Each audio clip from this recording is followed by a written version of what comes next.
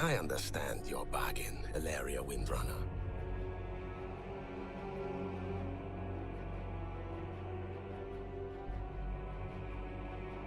But I must ask.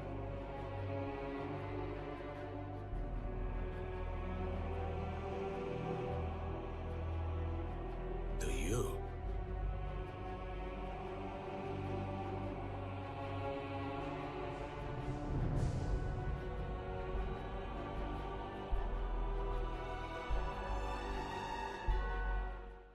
Evet, Aleri hakkında bu kanalda çok konuştuk ve artık bu kadar yeter diye videoya girmemi beklediyseniz daha çok beklersiniz. Aleri konusunda çok konuştum ve bu videoda şu 1,5 yılda konuştuğum her şeyin ardından artık Aleri'nin hikayesinin nasıl bir yöne evrilmesini beklediğimi şu ana kadar bıraktıkları ipuçlarına göz atarak değerlendireceğim. Ki bu video ayrıca 3 videoluk Aleri özel serimizin de sonuncusu olacak. O yüzden videonun anlatım ve sonrasında teori kısmına geçmeden önce netleştirmek istediğim bazı şeyler var. İlki bu videoda tekrara düşebilirim. Daha önce bahsettiğim ya da gösterdiğim şeyleri tekrar vurgulamam gerekebilir. Ancak olabildiğince spesifik şeylerden bahsetmeye çalışacağım. O yüzden açıkçası bu videoyu tamamen anlamak için şu listedeki Alere videolarına sonra bakmanız gerekebilir. Kafanız karışabilir yani. Bu bir teori videosu olacak. Ayrıca A Thousand Years of War'dan kesitleri de uzun uzun dinleyeceğiz. Belki de videonun 5 veya 10 dakikası o kitabı dinlemekle geçecek. Fakat videonun konu bütünlüğünü sağlamak için gerekirse bazı şeyleri baştan dinlememiz lazım. Diğer ise ben bu videoda bahsetmek istediğim konu hakkında kendimi kısıtlamayacağım. Bu da şu demek: eğer bahsedeceğim konu veya kullanacağım görseller, ki bir kısmını zaten kendim hazırladım, sizi rahatsız edecekse şimdiden haberiniz olsun. Beni uzun süredir takip edenler kimden bahsedeceğimi anlamıştır tahminen. Yine de uyarmış olayım. Yani Alere konuşmamdan veya bu temadan rahatsızsanız diğer videoda görüşürüz. Evet, videonun açıklama kısmını yeterince uzattık. Hadi Alera'nın kaderinde yatan yüceliğe dair yıllar içerisinde hangi kaynaklarda hangi ipuçları bırakılmış ve bunlar ışığında Alera Versal Saga ve ilerisinde nasıl bir rol oynayabilir? Birlikte bakalım. Alera'nın kaderine çok vurgu yaptım ve aslında son birkaç yılda kitaplara yerleştirilen bazı detaylar bir çağrıyı vurguluyor. Kaderin çağrısını. Neden mi? Size şu videoda Sylvanas romanından bahsederek Alera, Sylvanas ve Anne-Eri Lirese'nin ilişkisinden bahsetmiştim. Ve orada Lirese ve Alera'nın tartıştığı kısımdan da biraz bahsetmiştim ancak tamamını anlatmamıştım. Alera'nın neden kolcu general rolünü reddettiğini değinmemiştim. Şimdi gelin anne kız arasındaki tartışmanın diğer kısmına bakalım.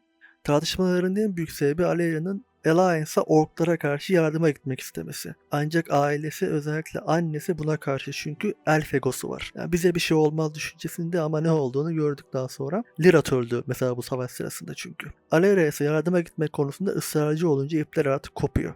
Birliğimi alıp gideceğim dedi Aleria. Tartışmanın hararetini düşürmeye çalışıyordu. Sadece bir kısmımız veteranların hala burada olacak. Ben bir krallığın ordusunu kontrol etmek istemiyorum. Sadece destek olmak, bizden başkalarına da yardım etmek istiyorum anne. Dünyanın merkezinde değiliz ve yakında bunun farkına varmazsak yerimizde sayacağız. Yüzlerce yıl önce başkalarının bıraktığı ayak izlerine basmak değil, kendi yolumu çizmek istiyorum diye yalvardı Aleria. Kendi kaderimi. Bu korkunç bir hata.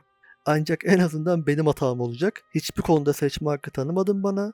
Senin için bir ünvanın varisinden başka bir şey değildim. Adım bile senin annenden geliyor. Hiçbir zaman kendim olamadım. Sen her zaman kendinden kendine acıyıp durma. Kendime ait hissetmiyorum. Alera'nın sesi soğuklaştı. Kararlılıkla soğuklaştı. Annesinin sesi ise küçümsemeyle. Ruhum hapsedilmiş gibi hissediyorum. Bana öğrettiğin şeyden kaçmıyorum. Her şeyi hatırlayacağım ve öğrettiklerinde başkalarına yardım edeceğim. Aynı senin gibi. Sadece bizden başkalarına yardım edeceğim. Bize sırt mı çeviriyorsun? Hiçbir şeye sırt çevirmiyorum. Sylvanas'ın kaşları çatıldı. Bu ses tonunu daha önce Alera'dan duymamıştı. Çok kararlı, çok net. Aynı babası gibi. Ben yönümü bir şeye dönüyorum ve umarım ki bunu bir gün sen de göreceksin.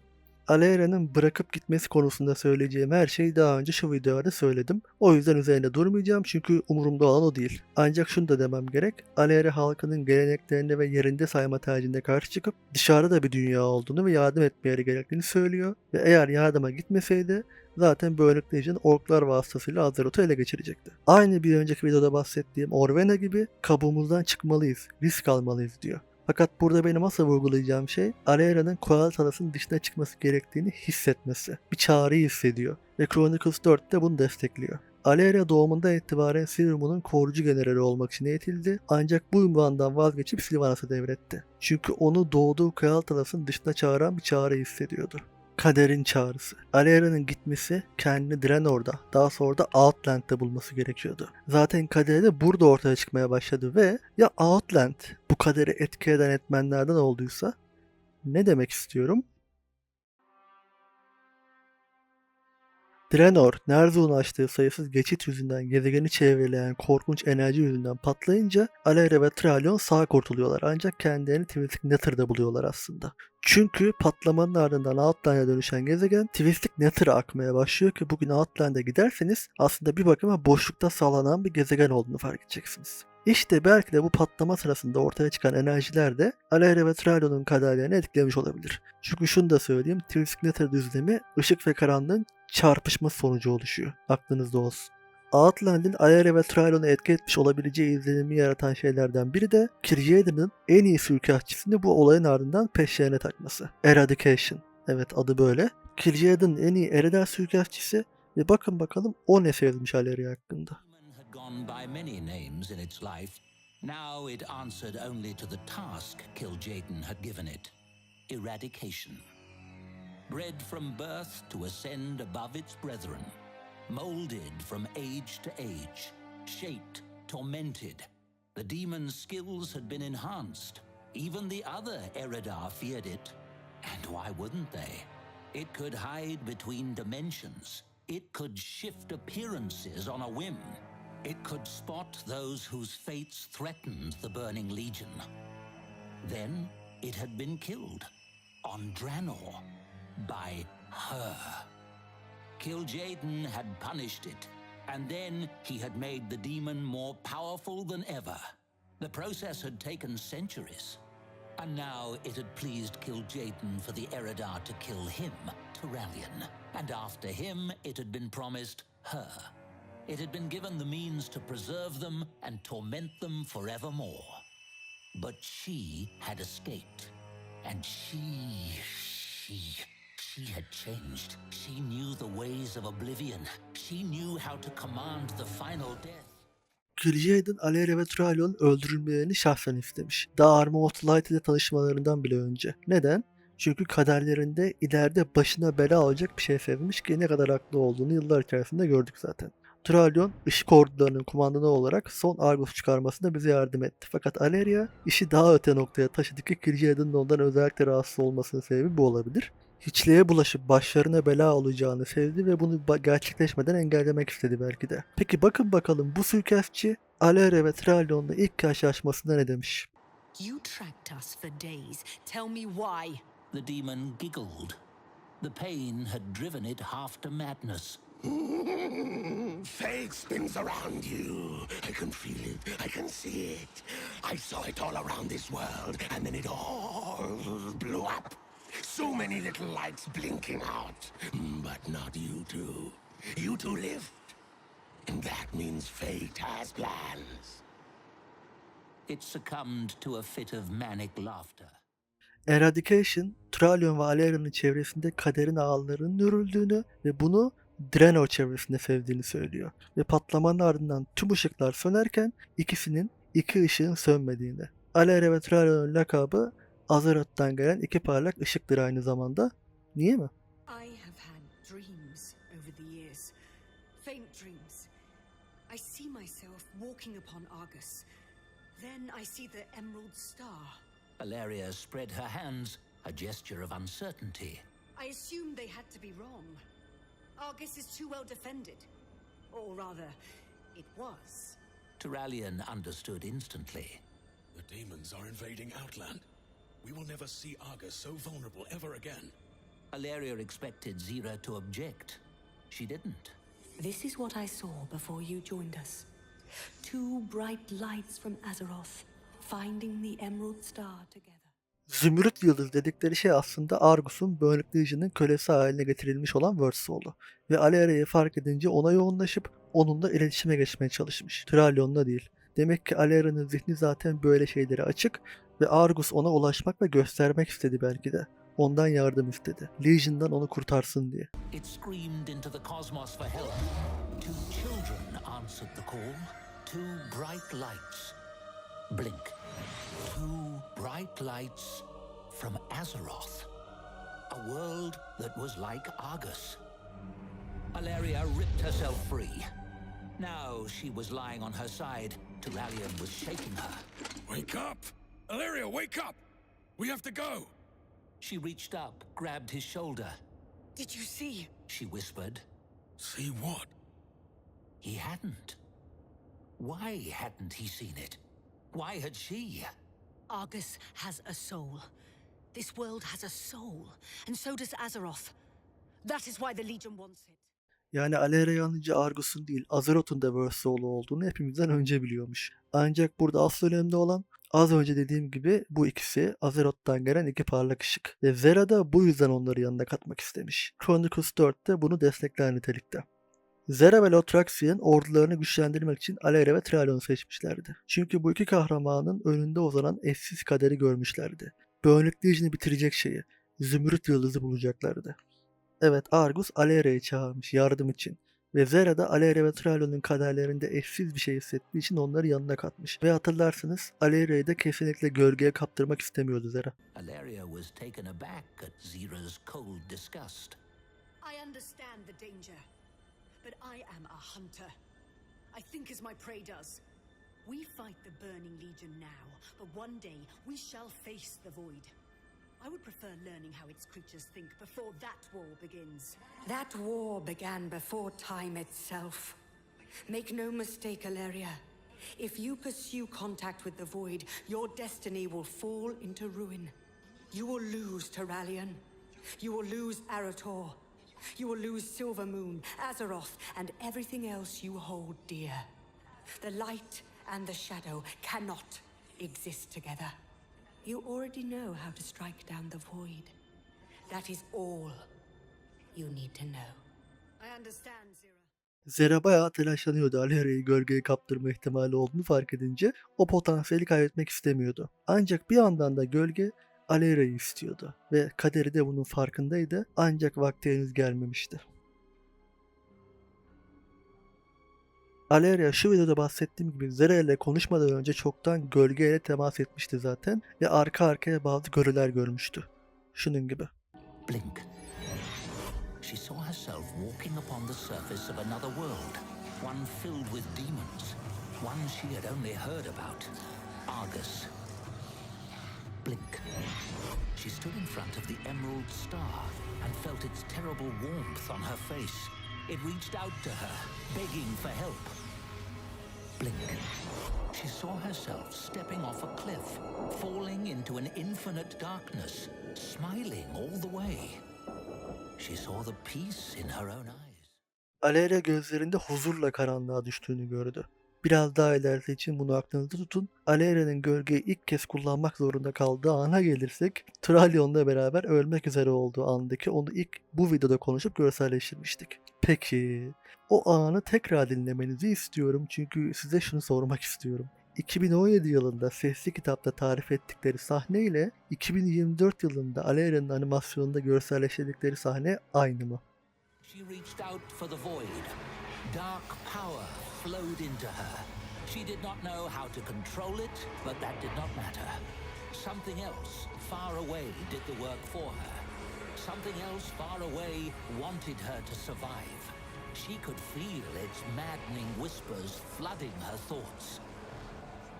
A jagged portal opened from thin air, black as the darkest corner of the universe. Turalyon turned with a jolt. He stared in shock at the portal. Valeria! The way he said her name broke her heart. With a scream of despair, Valeria hooked her arm around Turalyon's throat and dragged him through the portal. She felt him shout in pain as he crossed its threshold. The light and the shadow cannot exist together. Paralellikler var ancak tarif ettikleri olay kesinlikle bu kadar sert değil ve aslında sonrasındaki gibi vahşi de değil. Yani en azından benim aklıma canlanan şey. Burada görselleştirme aşamasında ufak bir değişiklik yapmışlar. Niye? Bir şeyi göstermek, belki de foreshadowing dediğimiz ileride yaşanabilecek bir şeyi ima etmek için. Yani ben bu tarif edilen sahneyi dinlediğimde Alera'nın bu kadar vahşi bir şekilde iblislere tek ata ata ilerlediğini daha hayal edemiyorum. Bence bilerek değiştirdiler. Şimdi buradan devam edersek Alleria Traian'ın yanından ayrılıyordu bu animasyonda ancak detaylara girmiyordu. Sesli kitapta ise bu an bakalım nasıl tarif edilmiş. She wanted to stay. She wanted nothing more than to embrace him, renounce the shadow, and return to the light. But that was not the path that would protect Azeroth. If it was her fate to fall to darkness, she needed to learn how to endure it. And if she couldn't, she needed to be far away from the people she loved, for their sakes. She pushed herself into the portal. Her last glimpse before it closed was of Turalyon. He was reaching out for her, tears staining his cheeks. He looked as if he were watching her end her own life. She was not so sure he was wrong. Yani Alleria Azeroth'u ama aslen oğlunu korumak için ne bedel ödemesi gerekiyorsa ödemeye hazır. Ve burada da aslında yeni bir hayata başladığının iması da son kısımda verilmiş. Ardından Alleria Locus Walker'ı ararken Legion'ın eline düşüyor. Ve ne tesadüftür ki Locus Walker'la aynı hücreye hapsediliyorlar. Ardından Alleria ona işkence eden iblisi öldürüp ikisini de serbest bırakıyor. Ve Alleria'nın eğitimde başlamak için hiçliğe geçiyorlar. Fakat öncesinde I understand your bargain, Alleria Windrunner. But I must ask, do you? Alleria didn't blink. Does it matter? Not to me. Alleria understood the bargain well enough, but its consequences, the price she might pay, well, that would come later. ödenmesi gereken bedele vurgu var yine. Locus Walker ve Alleria'nın tanışmaları ve ardından Locus Walker'ın Alleria'yı eğitime sokması konusunu daha önceki videolarda detaylıca konuşmuştuk. Bu sefer yine bazı şeylerin üzerinden geçeceğiz fakat aslen daha önce bahsetmediğimiz kısımlara yoğunlaşarak Locus Walker'ın niyetinin ne olabileceğini de konuşacağız. Daha önce çokça bahsettiğim gibi Locus Walker Alleria'ya ışık ve gölgenin nasıl işlediğinden, Alleria'nın kaderinin gölgeler tarafından gizlenmiş olduğundan ve bu kaderi gerçekleşebilmesi için gölgeyi tamamen kucaklamak zorunda olduğundan bahsetmişti. The shadow will heal your scars. The shadow will show you your destiny. Alleria was not amused. Stay out of my memories. Laughter filled the air around her. I couldn't, even if I tried. I will know everything about you when this is done. Does that inspire second thoughts? No. Then let us begin. You have been a remarkable student thus far, Alleria Windrunner. But you have barely touched the shadow. To truly understand your destiny, you must become one with it. Locus Walker Alleria'nın gölgelere dalması için çok hevesli değil mi? Biraz fazla hevesli hatta ki zaten öğrencisi olduğu için de çok memnun. O potansiyel şu an onun gözetimi altında olduğu için. Ama ittiriyor Alleria'yı gölgelere doğru. Resmen taciz ediyor aslında. Alleria da sinir oluyor zaten. And that is where the danger lies. You see the Void as an enemy. It sees you the same way. For now. Its very nature is hostile to what you know as life and sanity. The blackness around them seemed to shift. But without the shadow, you would have never been alive at all. You already understand one truth, Alleria. The light is blind. It cannot see the whole of destiny because it alone is not responsible for it. Your path was shrouded by shadow, and thus it was hidden from the light. Now understand another truth. The shadow is just as blind. It saw your fate intertwining with its own, and it rejoiced. But it too sees only a fragment of destiny. But that fragment is unlike anything you've known before. Locus Walker Alleria'yı bir konuda ikna etmeye çalışıyor. Hiçliği düşman olarak görme, eğer buna devam edersen kaybedersin. Karşı koyma, kucakla. Çünkü karşı koyup direnirse şöyle oluyor. Ardından Alleria size çokça anlattığım gibi ışıkla karanlığı bir anında bile olsa birleştirmeyi başarıp kaderi, gerçeği görmeye başarıyor. Ancak ondan önce gördüğü hiçlikten gelen sayısız görü de var. Kendisinin Zot'un önünde diz çökmekte kalmayıp onun yerine geçerken veya Arator tarafından avlanırken görüyor mesela. Orada gördüklerinden biri video sonunda çok önemli olacak. O yüzden bizi bu kez bu olayın sonrasına göz atalım. Another truth emerged. This was happening too soon. She was swimming in the shadow before her destiny demanded it. You are ready, Alleria. Every ounce of power out there will be at your command. Dive deeply into it. Your mind will yet be your own. She was indeed ready, but it was not yet time.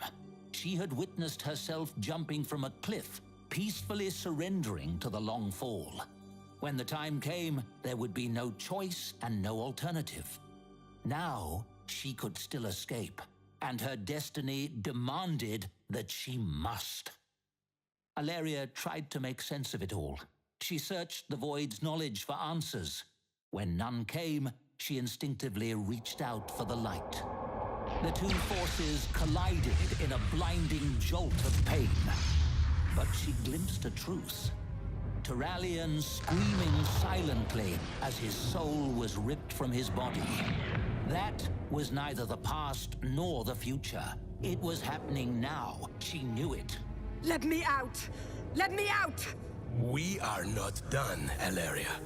No matter how terrifying it seems, you must. Alleria lashed out. All of the dark power filling her slammed into the Locust Walker. With a roar of surprise, he let go of her mind. Gasping, she flung the shadow away. She was free again, floating in the darkness. The Locust Walker loomed in front of her, furious. Coward! I should have expected no less from a mortal. He was gathering power, intending to strike back at her. Alleria ignored him. She pulled out the Soul Stone she had taken from the Inquisitor on Niskara. The black crystal was now glowing green. I knew it. Light, help me. I knew it was real. The Locust Walker paused. What did you see? Turalyon is about to die. The Ethereal snatched up the stone and studied it carefully. His power delved into it, and he laughed. You have made a very determined enemy, Windrunner. She wasn't sure if he was talking about the assassin or himself. The Void will use your love against you.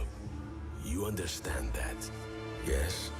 Turalyon may die one day, but he cannot die this day, or I am lost. The Ethereal shimmered. Remember what I said about truth and lies. That truth did not come from the Void. That truth was changing the Void. He stared into the Soul Stone again. Interesting. You may have a unique destiny, Alleria Windrunner. Go to him. I've taught you how. Evet, yani burada nereden başlasam bilmiyorum. Öncelikle şundan bahsedelim. Aleria'nın kaderi nasıl oluyor da bir şey talep edebiliyor? Diyor ki Alleria kaderinin istediğinden çok daha önce gölgeye daldı. Ve sonra da kadere ondan kaçmasını, uzaklaşmasını istiyor. Henüz gölgelere dalmak için çok erken, ancak vakti geldiğinde bunu huzurla karşılayacak. Fakat o aşama için, kaderinin o aşamaya gelmesi için henüz erken. Ancak işte Locust Walker niyeyse çok hevesli. Sanki burada Aleria'nın kaderi için tehlike oluşturuyormuş gibi. Hadi gölgelere dal, kucakla diyor. Vakti geldi diyor. Ama çok erken. Locust Walker Aleria'nın potansiyeli konusunda biraz fazla hevesli. Ve Argus'ta da Aleria'nın hiçliğe iyice dalarak kaderine bir adım daha yaklaşacağını iddia etmişti. The heart of a demigod. This is no mere token, Alleria. Take it, and you will be one step closer to your destiny. Locust Walker'ın bu konuda ısrarcı olmasını ancak karşı koymayı değil, bu gücü kucaklamaya vurgulamasını aklınızda tutun. Bir diğer şey ise Alleria burada ışık ve karanlığı tekrar birleştirmeyi başarıyor. Ve yine gerçeği görüyor. Ve bu gerçek hiçliği bile değiştiriyormuş. Yani Alleria'nın bağlantılı olduğu kader. Işık ve karanlığın bu kozmik güçlerinde üstünde belki de. Bu gerçek hem ışığı hem içliği değiştirebiliyor ve Alleria bunu anlık olarak da olsa görebiliyor. Size şöyle söyleyeyim. Velen geleceği görebiliyor ya ışık yoluyla. Alleria bu iki gücü anlık olarak birleştirerek birden çok kez gerçeği ve o an yaşanan şeyleri çok uzakta olmasına rağmen gördü. Turalyon'un da ölmek üzere olduğunu gördü mesela. İnanılmaz bir potansiyel var burada hikayesinin gidebileceği yere dair. Ve bu potansiyel niye hala göz ardı ediliyor anlamıyorum. Yani gerçi aslında sebebini çok iyi biliyorum da neyse. Zaten en sonunda Locust Walker şunu diyor. Interesting. You may have a unique destiny, Alleria Windrunner. Bu kısma dair söyleyeceğim son şey ise Locust Walker'ın Legion sırasında Alleria'yı tekrar eğitmek konusunda gönülsüz olma sebebi buradaki tartışmaları. Locust Walker çok kızıyor Alleria'ya ki Alleria'nın en iyi yaptığı şeylerden biri başkalarına uyuz etmektir. Hem kedi hem Windrunner. ne yaparsın?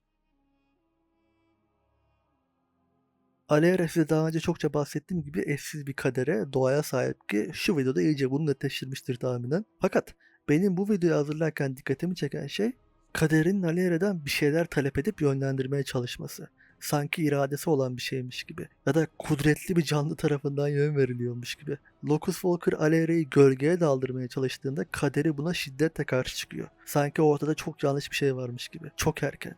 Nasıl erken? Ne ya da kim karar verecek buna? Ve şu da var. Bu gerçek ve kader sürekli evriliyor aslında. Aralarındaki konuşmada o da vurgulanıyor bence. Sürekli duruma göre değişiyor.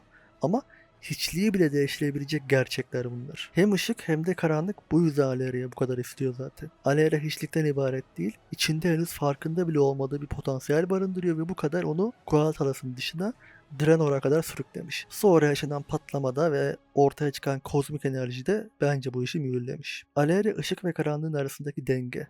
Ve bu dengeyi temsil eden en önemli kozmik figür kim? Ay tanrıçası Elun.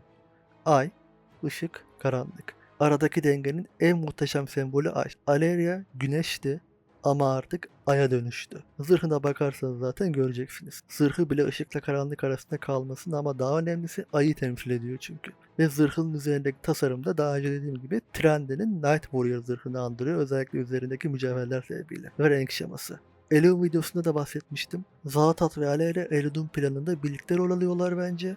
Ve öyle bir an gelecek ki Alera karanlığı kucaklayacak. Kucaklamak mı? She stopped in front of him. She looked exhausted. It is good to see you again. She said. He wanted to tell her the same. He wanted to tell her that he loved her and that nothing would ever change that. It would have been true, but he couldn't find the words.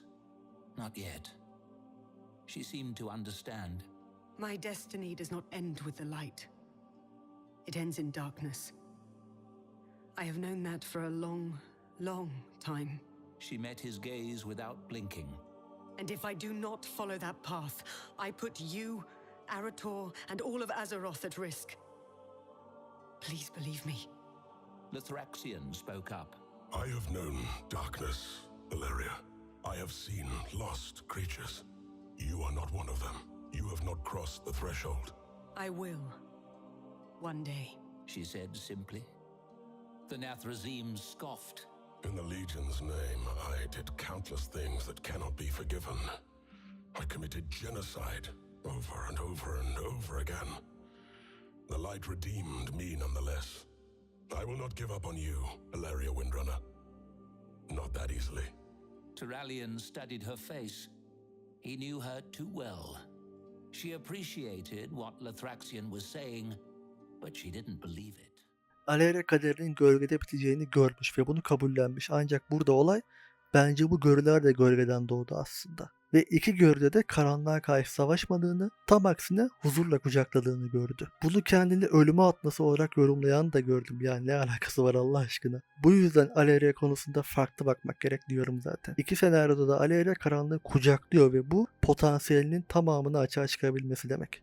Belki de bu yüzden Locus Walker'ı karşı koymamasını söyleyip duruyor zaten. Bunun benzerini 10.2.7'de Void Elf'lere de söylemişti. Let's discuss maintaining your sanity. The Void will do everything it can to shatter your will. You see the Void as an enemy. It sees you the same way. For now. Its very nature is hostile to order, life, sanity. You must dive deep into its shadows, accept its many truths. You cannot reject it. You must accept it. Only then will every ounce of power be yours to command. Embrace this wisdom, and your mind will yet be your own. Şimdi burada Locus Walker'a güvenmeyi tercih edeceğim. Burada şunu vurguluyor tekrardan. gücü kucaklamak, savaşmak değil. Zaten sesli kitaplara devamlı gölgeyi kucakla diyor. Gölgelere dalmasını istiyor ancak bunu kabullenmesi lazım. Öbür türlü şöyle oluyor. Karşı çıktığı için, karşı gelmeye çalıştığı için böyle tatsız oluyor zaten. Bunu kabullenmesi lazım ve işte burada da artık Evil Area veya belki de sadece Karanlık Area'ya geliyoruz. Alere korkuyor. Çok korkuyor hem de bence. Ailesine zarar gelme ihtimalinden bahsetmiyorum. O zaten net. Ben dönüşebileceği şeyden ve iradesini kaybetme korkusundan, içindeki karanlıktan korkmasını kastediyorum. Ve burada aslında hiçliğin etkisine de gerek yok. Kendi karanlık tarafının baskın gelmesi ihtimalinden bence içten içe korkuyor. Ona yenilmekten. Yani Aleria kutsanırsa iradesini yine de kaybetmeyebilir aslında. Çünkü kötü tarafı baskın gelebilir sadece. Ve bu korkuyu belli etmiyor evet ama bu korkusunun olduğuna eminim. Olması lazım çünkü içinde karanlık bir Naru ile yaşıyor. Ve kendini kaybederse neler olabileceğini de gördü daha önce. Whispers too loud. Why they not listen? He cannot hear us. We must end his suffering. What has Archon? I am sorry you had to learn this way. Rest now. Size video başında konuyu götürebileceğim yere dair uyarmıştım. Daha önce çokça kez söyledim. Aleria bence derinlere inmekten kaçınıyor. Korkuyor çünkü. Hazır değil. Zaten bu aşamada hazır olmaması gerek. Yani bir Dark Heart'ı kırdı diye çat diye yenilmez olmaması lazım. Hala çok hassas ve bence korkuyor da. Ve tekrarlıyorum bence özellikle Karakan'dan çekiniyor. Ne olduğunu tam olarak bilmiyor olabilir ama tehlike hissettiğine eminim. Hiçlikle ilişkisi olmasına da gerek yok. Elf olduğu için sezer zaten öyle şeyleri. Orada Void etkisi eğer benim tahmin ettiğim kadar yoğunsa kontrolünü çok zor elinde tutabilir ve bence o kandan da olabildiğince uzak durması lazım. Ne olur ne olmaz. Ve bu sadece Arkan değil, başka örnekleri de var. Size daha önce birkaç kez bahsettiğim Aşara'ya hizmet eden Kıtır ırkı mesela Kulturan insanlarıydı. Ya da Sarkaret. Ya da Aşara. Ve işte Aşara. Aşara'da şu var. Aşara Nzot'a hadi beni Naga'ya çevir demiyor belki ama ya bana güç bahsedersin ve birlikte yönetiriz ya da beni bırakırsın ölürüm istediğini yap diyordu. İradesi güçlü evet ama daha önemlisi güce o kadar aç ki bedelini düşünmez. Yeter ki daha fazla güçlensin. Bu yüzden de burada içtiği kucaklıyor karşı gelmek yerine ve o sayede de iradesini kaybetmedi. Nzot'la her zaman ortaktı, asla onun kölesi olmadı ve şimdi de daha fazla güç için doğrudan Cosmic Void'e geçmiş durumda zaten. Aleria eğer bu korkusunu atlatamazsa hata gelir. O hata gelirse de hepimiz o işin hangi noktaya gittiğini biliyoruz bence. Bu kötü Aleria'nın baskın geldiği en tatsız senaryo. Daha önce de söyledim. Boss olsa bile ölmez. Ama ben Yusuf oynarım o süreci bitene kadar. Ve kötü karakter oluverirse Zalta da minnet okutur Aleria. Zalta'da filan umursamaz bana Aşara'ya getirin der. Onu muhatap alır. Yani Zalta çok kibirli ama cidden Aleria'nın damarına fazla basarsa bence pişman olur. Kötü bir Windrunner'a gerçekten dümdüz kötü bir Windrunner'a hazır olduğumu sanmıyorum. Ve burada güç seviyesi veya bir tehdit olmasını da kastetmiyorum. Şöyle diyeyim, durup dururken bir değil 2 Aşara'yla uğraşmak zorunda kalırız. Canımızdan bezdirir ve harcamazlar da. Kerrigan gibi olur. Tam o potansiyel var çünkü. Siz benim bir yıldır Kerrigan benzetmesi yapmamın tek sebebinin kaderindeki potansiyel olduğunu sanmıyordunuz umarım. Al çizilmişi var orada. Ama ne olur böcek yapmayın ya o kadar da değil. O yüzden yani ikonik bir kahraman olacak Aleria ileriki yıllarda. Ama aynı zamanda ikonik bir kötü karakter de olur bir anda. Başka bir ihtimalle daha geleyim. Umarım Aleria Ethereal'ların eline düşmez çünkü cidden çok zalimler ve hatırlarsanız Ethereal liderlerinden Durzan Aleria'nın kaderine takıntılıydı. O da Aleria'nın tamamen hiçliğe teslim olmasını, olması gereken şeye dönüşmesini ve yanında Void Kraliçesi olmasını istiyordu.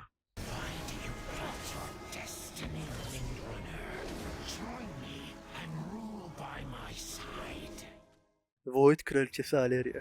Aşağıya uyuz ederdi valla. Ve madem Ethereal'lardan bahsettim biraz da Sunwell'den bahsedeyim. Aleria'yı Sunwell'i açık tutmak için bir batarya olarak kullanıp daha sonrasında Dimensious'un Azeroth üzerinde var olabilmesi için Aleria'yı bir araç haline getirebilirler. Tamam biraz abarttım o kadar da olmaz umarım ya aklınızda olsun. Son bir ihtimalle geleyim. Burada çokça bahsettim. Hiçlik Aleria'dan vücudunu onu kısıtlayan bu bedeni terk ederek sınırsız potansiyelini açığa çıkarmasını istiyor ve çok rahatsız edici aslında. Korkunç hatta. Ama bu benim ilk aklıma gelen halinde biraz fazla Sylvanasvari bir senaryo çünkü doğru hayal ediyorsam resmen Void Banshee'si oluyor ve enerjiye dönüşeceği için geri dönüşü de yok. Şu sahneyi ben resmen özel çalışma konusu belirlediğim için şunu fark ettim. Burada da bir anlığına da olsa vücudunu terk ediyor aslında. Yani hiçliğin istediği bence tamamen bu formda kalarak kendini kaptırması ve gücünün tarif edilemez noktalara gelmesi. Bunu da söylemiş olayım. Şimdi olayı çok kötü yerlere çektim. Evet, kötü Aleria'yı görmeyi istiyorum ama tamamen akademik sebeplerden ötürü. Yani tabii canım, başka ne olacak? Ayrıca şunu da diyeyim, adı içimdeki savaş olan bir expansion'da bu ikiliğin en azından ima edildiğini görmek istiyorum. Ancak şimdi olayı biraz daha farklı bir noktaya, bence Aleria'nın hikayesini iyice güzelleştirip kendine has noktaya getirebilecek diğer ihtimale taşıyalım. For so long, I thought I had to choose between two paths. Stay with my loved ones, or walk alone in the void. Xalatath sought to force that choice upon me. But I see now that there is only one path forward. The void is a part of me, as is my love for my family. I can and must walk with both, no matter what Xalatath whispers in my ear. Şimdi Aleria'nın ailesiyle ilişkisi hakkında genel kanı şu. Thralion ve Arator Aleria'yı ayakta tutan, karanlığa düşmesini engelleyen çok güçlü iki çapa. Bu doğru. Yani ben de uzun yıllar bunu böyle düşündüm ki öyle aslında. Fakat Xalatath'la karşılaşmasından sonra kendini sorguladığı ve değerlendirdiği bu kısa konuşma benim aklımda alternatif bir senaryonun oluşmasına yol açtı. Ve bu ihtimal Aleria'nın hikayesini cidden çok hoş bir noktaya götürebilir bence. Aleria aynı Locus Walker'ın ondan istediği gibi karanlığı kucaklayabilir. Ancak bunu doğru zamanda, ailesinin desteğini tam olarak arkasında hissettiği zamanda yaparak bize yolu aydınlatabilir. O uçurumdan korku, acı veya öfkeyle değil, huzurla atlayacak noktaya geldiğinde Arator ve Thralion'u karanlıkta yolu aydınlatmasını sağlayacak fenerler olarak kullanabilir. Çünkü o konuşmasında da buna işaret ediyor aslında. Bakın, insanlar da War Within'i çok küçümsüyor. Yani işlenen temaları, ama ben bayılıyorum. Aleria Xalatath'ın ona sunduğu iki seçimi birleştirip kendine yeni yol çizdi. Kaderi değiştirdi ve aslında ışıkla karanlığı da birleştirip yeni bir gerçek ortaya çıkardı. Karanlık, hiçlik ve içindeki karanlık ve ışık da ailesi. Bu ikisini beraber götürebileceğinin, götürmesi gerektiğini farkına varıp bu şekilde karanlığı aydınlatabilir. Bu şu an çok sembolik gelebilir çünkü öyle aslında. Yani şöyle diyeyim ama yine de, yani daha anlaşılır kılmak için Midnight'ta bizi bu şekilde aydınlatabilir. Ama yeter ki ailesi, ancak özellikle Arator'un desteğini hissetsin. Açık konuşayım, Thralion'a güvenim tam, fakat Arator'a hiç güvenemiyorum çünkü çok kapalı kutu. Ve sonra da aklıma Aleria'nın A Thousand Years of War sırasında gördüğü son görü geldi. Hani demiştim ya, kaderi bir anına görmeyi başarıyor diye. Hatırlayalım bakalım o kısım nasıl bitiyordu. Perhaps one day she would fall to madness. Perhaps one day she would betray her allies. She was capable of it. But she would never, not in any possibility, not in any circumstance, harm her son. She would never lift a finger against Arator. Even if he killed her for what she had become, she would accept it gladly. The weight of that truth kept her afloat. And she could feel the shadow's confusion. It did not understand the bonds between mortals. It did not understand that there were some things that could not be corrupted. Yani bu ilişkide Aleria o hale gelse bile Arator'a elini veya tentaklını o kadarını bilemem artık kaldırmayacak kişi olacak ve çok can yakıcı bir şey aslında bu. Arator böyle bir durumda nasıl bir tavır takınacak? Umarım Blizzard beni şu ana kadar Aleria konusunda bazı konularda olumlu anlamda yanılttığı gibi Arator konusunda da yanıltır ve bu kötü senaryoda Arator Aleria'yı daha da sıkıntılı bir duruma sürüklemek yerine geri dönmesi için elini uzatır. En azından dener. Ve Arator demişken, size video boyunca A Thousand Years of War'dan ve Thralion'la Aleria'nın peşinde olan suikastçıdan bahsetmiştim ya, Eradication. O eleman Arator'u öldürmekle tehdit etmişti Aleria'yı. Sizinle işin bittikten sonra sıra onda demişti. İşte keşke bunu demeseydi çünkü Aleria onu Trill Signature'a çekip kesin olarak öldürmekle kalmayıp ölmeden önce korkudan altına sıçıttırıyor, affedersiniz. The Eredar could feel Kil'jaeden's disappointment. He had heard its cries and ignored them. And then she was standing before it. The demon fell to its knees. It couldn't even lift its arms to beg for mercy. All it could do was wheeze out its last prayer. Please, please, please. She knelt in front of it, meeting its gaze. All hope died with her words. You promised to kill my son. Her dagger slipped easily into its throat. The demon made not a sound. It just stared at her with unblinking eyes as its life drained away. This is an easy end. She said softly. I could have given you to the Masters of the Void, but they might have turned you, and I would be done with this. Behind her, on the other end of the hall, were Tyrallion and Lothraxion, watching. The demon saw astonishment in their eyes. It saw fear. Then it all faded away. It was a relief. Hani ben kötü Alera deyip duruyorum ya, aha burada işte.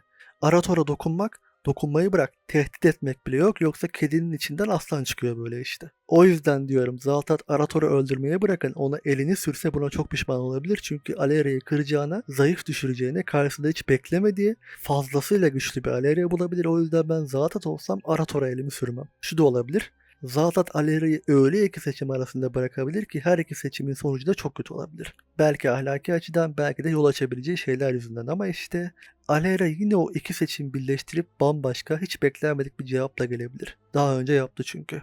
Asla birleşemez denilen ışık ve karanlığı birden çok kez birleştirdi. Zaltat'ın tekrar üstünlüğü ele alabileceğine eminim, çünkü alması lazım. Ancak karşısındakinin de Alera Windra'nın olduğunu unutmaması gerekecek. Son olarak şunu diyeyim, Alera belki de bu forma ya da yani tamam, böyle bir şey olmasına gerek yok, illa kutsanmış gölge formuna istediği zaman girip çıkabilecek hale gelecek belki de. İşte dediğim gibi belki Arator'un kılına zarar gelse kendini kısıtlamayı bırakacak. Ama sonra bu formu kontrol altına almayı öğrenecek. Ya da öğrenemeyecek, bir de başımıza ekstra bela almış olacağız. Ancak neticede karanlığın içinde bilerek ve isteyerek dalacak ve içindeki ışığı, ailesinden gelen ışığı kullanarak, özellikle Midnight'ta, ama sonrasında The Last Titan'da bize yol aydınlatacak. Çünkü tahminen Azeroth iyice karanlığa gömülmüş olacak The Last Titan sırasında. Evet, sözünüzü, ben Alera'nın saga boyunca beyazlar içinde kahraman olmasını ve güllerle dolu bir yolda yürümesini beklemiyorum. Asla güllerle dolu yolda yürümedi zaten de. Çok dikenli yoldan geçti ama hep kitaplarda işlendi bunlar. Şimdi oyun içinde zorluk yaşaması, teste sokulması, biraz canının yanması lazım ki sonunda ulaşacağı huzurun bir anlamı olsun. Saga sonunda kastetmiyorum, belki çok daha sonrası için. Ve hikayesindeki o karanlık aromanın da kullanılması lazım. Bu yüzden Alera karanlığa düşebilir ama çoğu kişinin umduğu gibi kendini kaybetmek veya kötü olmak yerine bunu kucaklayarak bize yol göstereceği müthiş bir yola girebilir. Ya da belki daha önce çokça kez söylediğim gibi belki korrupt olur ama kurtarılır. Daha sonrasında da bu süreci atlatıp karanlığa hükmetmeyi öğrenir. Ama her türlü durumda Alera'nın hikayesinde muhteşem bir potansiyel var ve şu an henüz saganın çok başındayız. Daha hiçbir şey görmedik aslında. Ben de hikayeye bırakılan kırıntılara bakarak 1,5 yıl önce çektiğim videonun devamını getirmek istedim aslında. Çünkü bana hiç beklemediğim şekilde malzeme de verdiler şimdiden. O yüzden umarım bu tarz bir şey yaşanır. Ve Alera'nın potansiyeli, o çok kendine az potansiyeli ortaya çıkar. Ve açık konuşayım, teorime de güveniyorum ama bunun yaşanma şekli benim umduğum gibi olmayabilir. Olmasın, yani keşke olsa, ama eğer beni yine olumlu bir şekilde yanıltırlarsa şu ana kadar pek çok kez yaptıkları gibi yani sıkıntı olmaz. Fırsat tepkiler der geçerim. Yeter ki hikayesi güzel işlensin ve aklımı başından almaya devam etsin. O potansiyeli kullanılsın ve herkes Alera Windra'nın kim olduğunu görsün. Ayrıca şunu da söyleyeyim. Bence Sargeras, Tyrallion ve Alera'nın kim olduklarını biliyor. Çünkü başına çok bela açtılar yıllarca Team Signature'da. Özellikle de Alera'nın farkında bence. Evet, teori buydu. Umarım güzelce dinletebilmiş, özel bir tecrübe sunabilmişimdir ki onun için çok uğraştım. Kesin bir şeyleri unuttum veya atladım yine ama umarım atlamamışımdır. Bu videoyla Alera özel serimin de sonuna geldim. Bu konsepti aylardır kafamda kuruyordum ve artık konuşmam gerekiyordu ki rahatlayayım. Yoksa her Alera videosunda bir şekilde konuya dahil ediyordum aklımda kaldığı için. Sonunda toparlayıp anlatmaya başardım. Umarım mantıklı bir temele oturtabilmişimdir. Çünkü altı boş değil aslında. Bu videonun ilkini Saga'dan önce çektiğimi düşünürsek tahminen Midnight ortasında güncellerim. Veya belki de hiç güncellemem gerekmez çünkü çoktan bu yola girmiş olur Alera. Dediğim gibi umarım güzel bir tecrübe olmuştur ve rahatsız da etmiştir biraz. Biraz rahatsız etmesi gerekiyordu çünkü. Şunu da söyleyeyim, bu konuda netleşsin madem bu videoda. Benim odağım her zaman her koşulda Alera olacak. Uzun uzun kendimi açıklamayacağım. Ben bu kanalda 1,5 saat Illidan'da konuştum. Ben size öyle bir anlatırım ki Troll'u video sonunda şamanizmi araştırmaya karar verirsiniz. Merak etmeyin, ya da Jane'i ya da Sylvanas'ı. Hepsinin vakti gelecek ancak önceliğim değiller. Diğerleri Alera'dan bahsetmesin, konuşmasın. Ben ondan bahsedeceğim. Kabul etseler de etmeseler de Aleria'yı önümüzdeki yıllarda daha çok görecekler ve Aleria'nın rolü iyice büyüyecek. Ama özellikle Midnight geldiğinde dur ya bu kadın nasıl bu kadar önemli olabilir diyecekler ve iyice soğuyacaklar. Aynı The War Within'in başlangıcında ön planda olmasını kaldıramamaları gibi. Aleria'yı ve kaderindeki potansiyeli yok saymaya devam edebilirler. Ben etmeyeceğim. Bu konudan bahsetmeyecektim. Ancak şu yüzden son kez bahsediyorum. Önümüzdeki ay ve yıllarda daha çok Aleria göreceksiniz. Hem hikayede hem de buralarda. O yüzden. Ve şunu diyeyim. BlizzCon 2023'te Aleria hak ettiği değeri görmeseydi bugün zaten bu kanal olmayacaktı. Evet, tekrardan buraya kadar dinleyenlere teşekkürler. Bir sonraki video ne zaman gelir bilmiyorum. Ancak umarım hikaye durgun kalmaya devam eder çünkü dinlenmeye ihtiyacım var. Öyle bir durumda bir sonraki video Sunwell hakkında olacak. Bayağı Sunwell hakkında. Anlayacaksınız video çektiğimde ne kastettiğimi. Bu video için cidden çok uğraşmıştım. Umarım sizin de beklediğinize değmiştir. Bir sonraki videoya kadar saygılar, sevgiler.